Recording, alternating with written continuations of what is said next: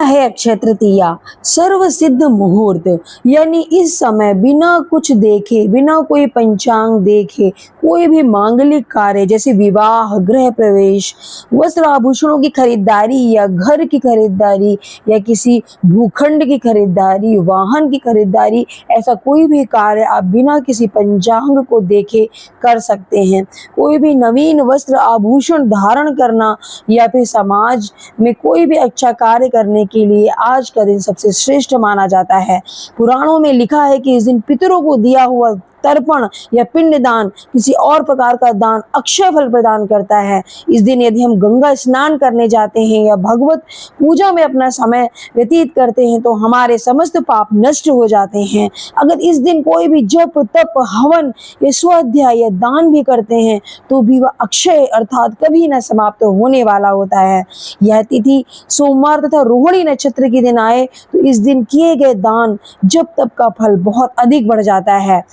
यह तृतीया मध्याह्न से पहले शुरू होकर प्रदोष काल तक रहे तो बहुत ही श्रेष्ठ माना जाता है। यह भी माना जाता है कि आज के दिन मनुष्य अपने या स्वजनों द्वारा किए गए जाने अनजाने अपराधों के सच्चे मन से ईश्वर से क्षमा प्रार्थना करे तो भगवान उसके अपराधों को क्षमा कर देते हैं और उसे सद्गुण प्रदान करते हैं। आज के दिन अपने दुर्गुणों को भगवान के चरणों में सदा के लिए अर्पित कर दें और उनसे सद्गुणों का वरदान मांगने की परंपरा है। भगवत गीता के 16 अध्याय के श्लोक 23-24 में गीता ज्ञान दाता स्पष्ट रूप से निर्देशित करते हुए कहते हैं कि जो साधक शास्त्रों में वर्णित भक्ति की क्रियाओं के अतिरिक्त कोई अन्य साधना व क्रियाएं करते हैं उनको न सुख की प्राप्ति होती है, न उनको सिद्धि की प्राप्ति होती है और न ही उनको मोक्ष की प्राप्ति होती है, अर्थात व्यर्थ की पूजा होती है। तो साधक को वो सभी क्रियाओं का परित्याग कर देना चाहिए और आज के इस महत्वपूर्ण दिन में सभी अच्छे कार्य करने चाहिए। ये बात करते हैं कि आज के दिन हम कैसे पूजा पाठ करेंगे। अक्षय तृतीया के दिन ब्रह्म मुहूर्त में उठकर समुद्र या गंगा स्नान करके या फिर घर में ही आप जल में थोड़ा सा गंगा जल डाल लीजिए और शांत चित्त होकर भगवान विष्णु की विधि विधान से पूजा करें या फिर विष्णु सहस्त्र नाम का पाठ करें। नैवेद्य में जौ व गेहूं का सत्तू, ककड़ी और चने की दाल या फिर जो भी आपसे बन पड़े वह भोग भगवान को अर्पित करें। फल, फूल, पात्र तथा वस्त्र आदि दान करके ब्राह्मणों को दक्षिणा दें, ब्राह्मण को भोजन करवाएं और या भी कोई भी भूखा मनुष्य है उसे भोजन करवाएं। सत्तू अवश्य दान में देना चाहिए क्योंकि गर्मी का समय है। वस्त्र और आभूषण इत्यादि आप नए खरीद सकते हैं। आपसे जो भी बन पड़े, जिस तरह का आपसे दान बन पड़े वह दान करें। चूंकि यह ग्रीष्म ऋतु की प्रारंभ का समय है इसलिए अक्षय तृतीया के दिन जल से भरे हुए घड़े, कुल्हड़, सकोरे या पंखे या फिर छाता, चावल, नमक, घी, खरबूजा, ककड़ी, शक्कर, इमली, सत्तू इत्यादि चीजों का आप दान कर सकते हैं। यह बहुत ही पुण्यकारी माना गया है। इस दान के पीछे यह विश्वास है कि इस दिन जिन जिन वस्तुओं का दान दिया जाएगा वे समस्त वस्तुएं आपको अगले जन्म में अवश्य प्राप्त होंगी। ऐसा माना गया है कि यदि आज के दिन सफेद पुष्प से भगवान का पूजन किया जाए तो वह बहुत उत्तम होता है। साथ ही अक्षय तृतीया पर अपने अच्छे आचरण और अच्छे सद्गुणों से हमें बड़ों का आशीर्वाद लेना चाहिए। यह आशीर्वाद भी अक्षय होता है और भगवान विष्णु और माता लक्ष्मी की पूजा विशेष फलदायी होती है। इस दिन किया गया आचरण और सत्कर्म हमेशा अक्षय रहता है। भविष्य पुराण में भी इस तिथि को युगादि तिथियों में गणना की गई है। सतयुग और त्रेता युग का प्रारंभ इसी दिन से हुआ है। भगवान विष्णु ने नर नारायण, हयग्रीव और परशुराम जी का अवतरण भी इसी तिथि को हुआ है। आज परशुराम जी का जन्म दिवस है। ब्रह्मा जी के पुत्र अक्षय कुमार का आविर्भाव भी इसी दिन हुआ था। इस दिन श्री बद्रीनाथ जी की प्रतिमा स्थापित कर पूजा की जाती है और श्री लक्ष्मी नारायण के दर्शन किए जाते हैं। बद्री नारायण के कपाट भी इसी दिन से ही खुलते हैं।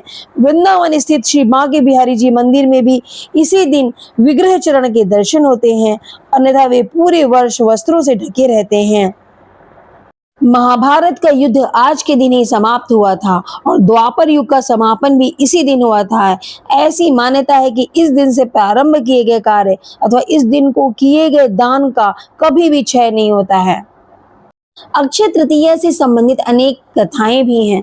ऐसी ही एक कथा के अनुसार प्राचीन काल में एक धर्मदास नामक वैश्य था।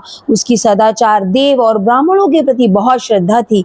इस व्रत के महात्म्य को सुनने के पश्चात उसने इस पर्व के आने पर गंगा में स्नान करके विधि पूर्वक देवी देवताओं की पूजा की। व्रत के दिन स्वर्ण वस्त्र तथा दिव्य वस्तुएं ब्राह्मणों को दान में दी। अनेक रोगों से ग्रस्त तथा वृद्ध होने पर भी उसने उपवास करके धर्म, कर्म और दान पुण्य किया। वही वैसे दूसरे जन्म में कुशावती का राजा बना। कहते हैं कि अक्षय तृतीया के दिन किए गए दान व पूजन के कारण बहुत धनी प्रतापी बना। वह इतना धनी और प्रतापी राजा था कि त्रिदेव तक उसकी सभा में अक्षय तृतीया के दिन ब्राह्मण का वेश धारण करके उसके महायज्ञ में सम्मिलित होते थे। अपनी श्रद्धा और भक्ति का उसे कभी घमंड नहीं हुआ और महान वैभवशाली होने पर भी वह धर्म मार्ग से विचलित नहीं हुआ। माना जाता है कि यही राजा आगे चलकर राजा चंद्रगुप्त के नाम से जन्मा। दूसरी कथा स्कंद पुराण और भविष्य पुराण में लिखी है। वैशाख शुक्ल पक्ष की तृतीया को रेणुका के गर्भ से भगवान विष्णु ने परशुराम रूप में जन्म लिया। कोंकण और चिपलून के परशुराम मंदिरों में इस तिथि को परशुराम जयंती के रूप में बड़ी धूमधाम से मनाया जाता है। आज विष्णु के छठे अवतार भगवान परशुराम का जन्मोत्सव है। इनकी पूजा पाठ का विधान है। विष्णु भगवान के छठे अवतार भगवान परशुराम का जन्मोत्सव है और इनका जन्मोत्सव इनकी प्रतिमा पर जलाभिषेक और दुग्ध अभिषेक करके मनाया जाता है। साथ ही साथ कई जगह पर हवन इत्यादि भी तथा इनके शस्त्रों का पूजन किया जाता है। तथा आप सब लोग भी आज अक्षय तृतीया के दिन सभी अच्छे कर्म करके, दान पुण्य करके, स्नानादि इत्यादि करके, पूजा पाठ और विष्णु सहस्त्र नाम का पाठ करें। आपको अक्षय फल की प्राप्ति होगी। और यह वीडियो अगर अच्छा लगा है तो चैनल को सब्सक्राइब कीजिए, इस वीडियो को अधिक से अधिक शेयर कीजिए ताकि हमारे इस सनातन धर्म की दिनों प्रतिदिन वृद्धि होती रहे। जय श्री राम।